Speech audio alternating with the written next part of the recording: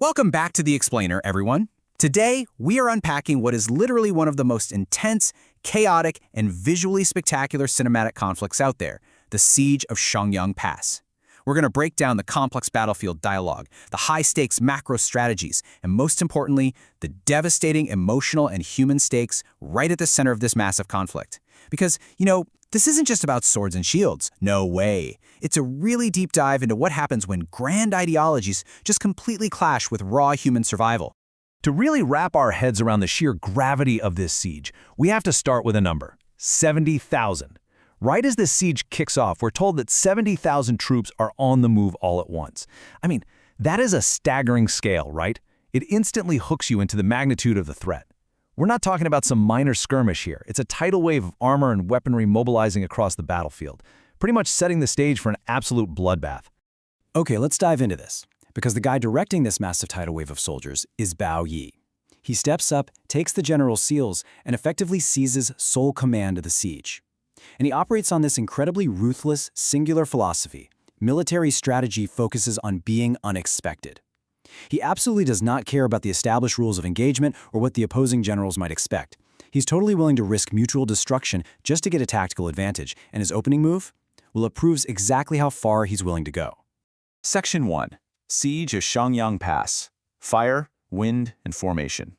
And this brilliantly illustrates the tactical genius and, honestly, the pure terror of Bao Yi's strategy. He doesn't just charge the walls. Step 1, he waits for the north wind. He's literally using the weather itself as a weapon. Step 2, under the cover of that crazy strong wind, he launches hundreds of fireballs directly into Sheongyang Pass. That creates an absolute inferno, a literal fiery bottleneck, which naturally leads to Step 3, forcing the Li army out of their fortified positions so they have to fight outside the city. It's just a textbook, brutal way to neutralize a strong defense by smoking the enemy right out of it. So once the enemy is forced out into the open, the battle just devolves into this brutal mix of highly specialized military units and formations designed to maximize destruction. You've got the Thunder Cavalry charging out, led by Chen Shangbo. You have these incredibly dense mountain formations locking down the field. Defensively, they're deploying spear arrays, which, as the source notes, are specifically designed to exploit horses' natural instinct to survive and fear the spears, completely shattering cavalry charges. And then, there's the terrifying deployment of the iron floating towers. It's practically a masterclass in varied, lethal battlefield geometry. But tactical genius on a map translates to just horrific carnage on the ground. Look at this number, 30,000. General Olison loses over 30,000 soldiers. And the truly shocking part here, this staggering loss of life doesn't even slow down the enemy commander, Ying Wui. 30,000 lives completely extinguished, and the opposing force just keeps pushing forward. It really highlights the immediate, terrifying human cost of these grand maneuvers. Section 2. Clash of Heroes. Ideologies and Honor on the Battlefield. Now, what's really interesting about this slide is the fundamental debate bubbling underneath all that bloodshed. On one side, we have the Tianghua philosophy, which essentially relies on using violence to control violence. But on the other side, there's this desperate appeal to a common goal: let the world achieve peace as soon as possible. It's such a fascinating paradox, right? Seeing how both sides completely believe they are the architects of a future peace, even as they literally hack each other to pieces to achieve it. Eventually, this massive ideological struggle crystallizes into an incredibly tense, localized standoff. We see the legendary, absolutely fearsome commander Ying Wei get challenged by a young, fiercely determined warrior named Ji Ye. Ying Ye actually recognizes the boy's stubborn courage, and he offers him a lethal test, saying, "If you can take my 3 strikes, I'll let you go immediately." It's your classic, high-stakes duel happening right smack in the middle of a war zone. But how this standoff resolves is what truly anchors the humanity of this story. Ji Ye is desperately driven by a desire to make a name for himself. He has the perfect opportunity for glory right here. But in a profound moment of personal honor, he stops. He sacrifices his big moment because he outright refuses to kill a father right in front of his daughter on the battlefield. The entire bloodbath effectively hits pause for this one display of profound empathy.